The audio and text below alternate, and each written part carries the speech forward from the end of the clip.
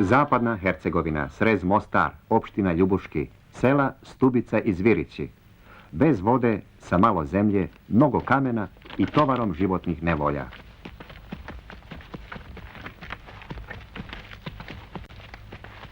Nema puta, škole, ni struje.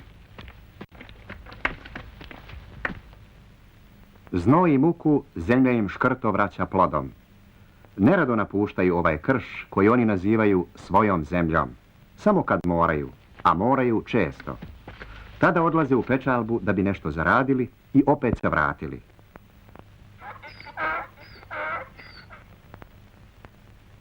Od kamena otimaju svaku stopu zemlje, jer ovdje se njivice mjere korakom, a ne dunumom, arom ni hektarom. Tako od vajkada. Trpe i dovijaju se.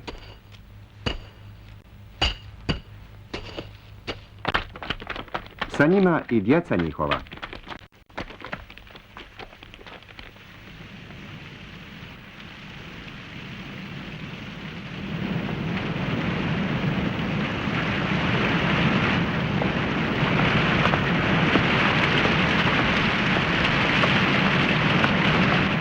Put do 30 slova azbuke često zna da bude težak, naporan i vrlo opasan, bar za ove seoske mališane.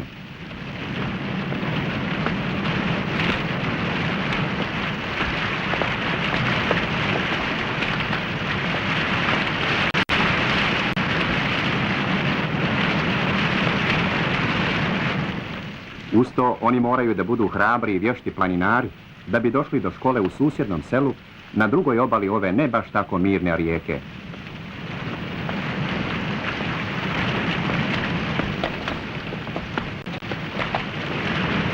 Godinama tako. Jednog dana nisu se vratila sva djeca iz škole u svoja sela. Neko je izostao.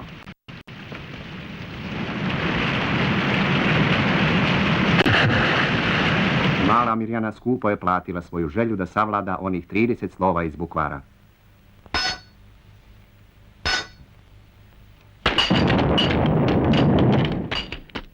Dugo su seljaci obijali mnoge pragove Ljubuškog i Mostara. Svugdje dobijali obećanja. Čekali, molili, ubjeđivali i dokazivali i na kraju sami zapeli. Izgradili put do sela. Premostili čudljivi Trebižar, povezali sebe sa ostalim svijetom. Sagradili i školu. 3 stare nevolje manje. Ali u ovom kršu 3 nevolje bile ne bile. Ostalo ih je još mnogo. Ljudi su riješili da idu dalje, da svakom godinom budu mlađi, bar za po jednu teškoću. U Vodenici, pored vodopada Kravice, jedne noći sastali su se najhrabriji. Pročitali u novinama i od drugih saznali da u ovoj zemlji postoji neki Ismet Omerbegović Ico, koji već godinama po zabitnim selima Bosne gradi seljacima male hidrocentrale po svom projektu i to besplatno. Da pozovemo tog druga Icu, možda će i nama pomoći, priupitao jedan od njih. Da ga pozovemo, složili se ostali.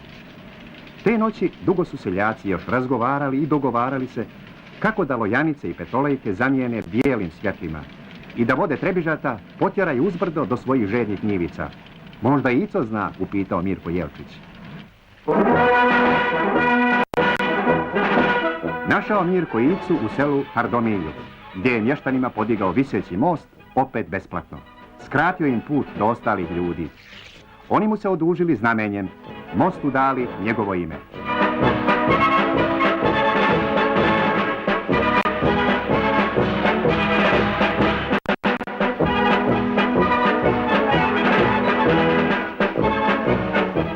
Mirkovom pozivu ispred 150 domova sela Stubice i Zvirića, Ico se odazvao kao i uvijek kada su u pitanju bili seljaci.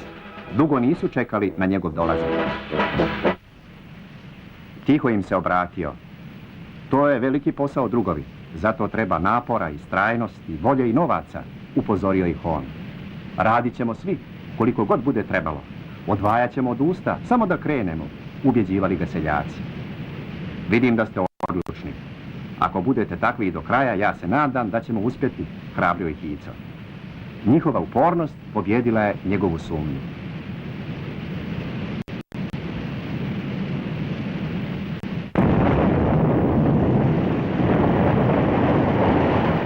U dolini Trebižata jednog jutra ponovo su zapraštale mine.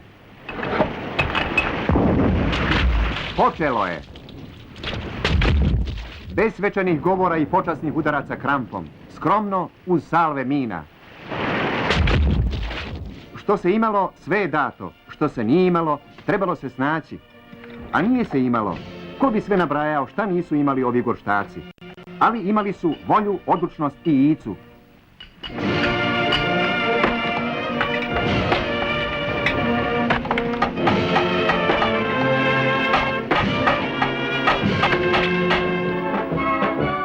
Život u hercegovačkom kamenu naučio je ove ljude da samo svojim udruženim snagama mogu nešto i učiniti. Oni su se sporazumjeli, pa je mukotrpni život među njima izbrisao razlike i interese.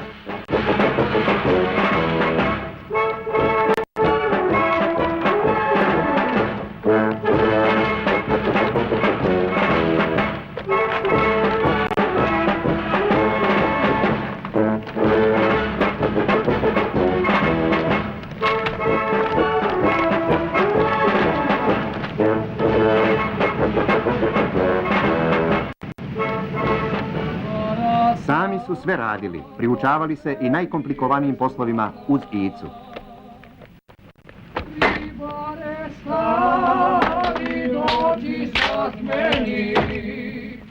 Bez kvalifikacija postajali i majstori.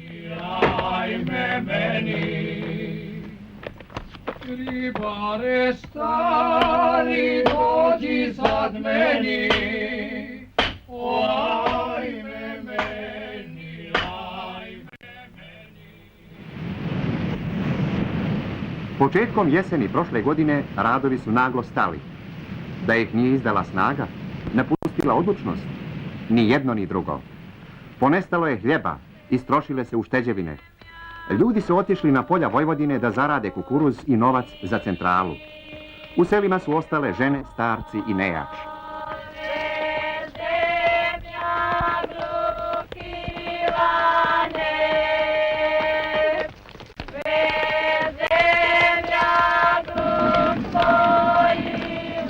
Sto 28 dana prošle godine ovdje nije pala ni kap kiše, a duvan, glavni proizvod ovih sela, kakav je bio u maju, takav je ostao i u oktobru. 47 miliona dinara štete samo na duvanu, za ove seljake znači glad.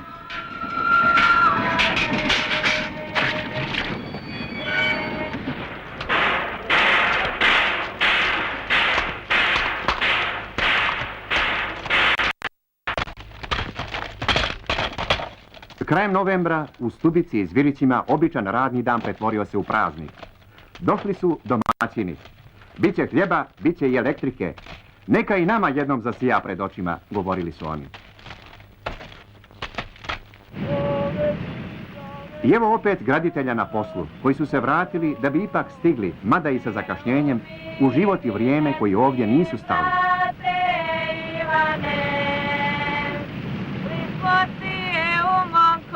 Đel divojko, đel dušice, đeli mak meni na ruku.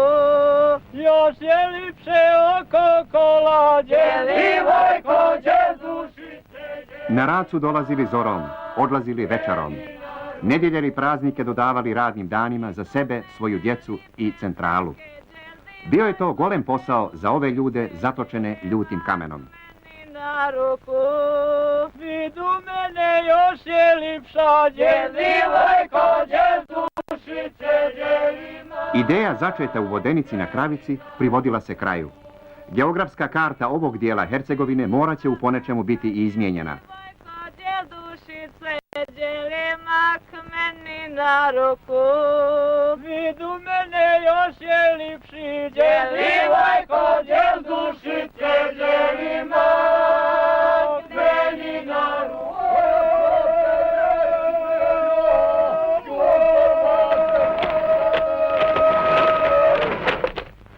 Pazi, ne tumbaj, težina 3000 kilograma.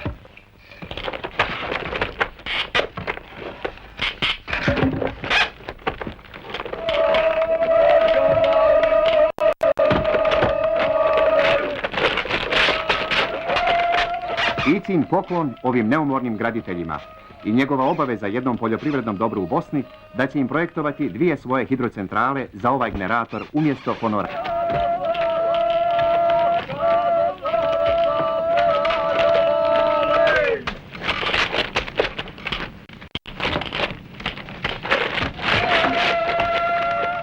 Dva dana trajalo je spuštanje najdragocenijeg tereta generatora niz ove vrleti.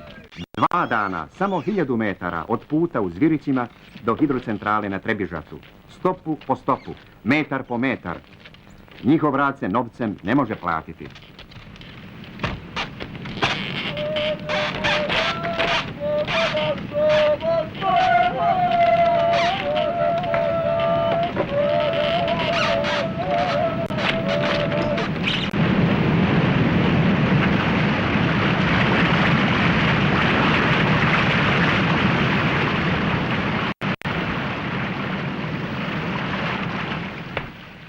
Istina o seljacima Stubice i Zvirića, o Ici, ovim poduhvatom nije dobila svoj konačni svršetak.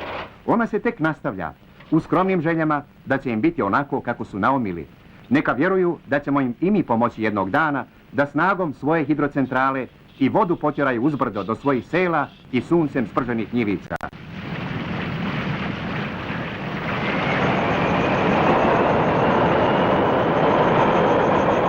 Sami radili, sami i sagradili. Naša muka, naše pare, naša i centrala, a voda Božja, govorili ovi graditelji. Danas je njihov veliki praznik. Neka im sutra bude lijepo, kako im nikad dosad nije bilo. To su i zaslužili. A kako su uporni, ukrotit će oni jednog dana i nemirni Trebežac.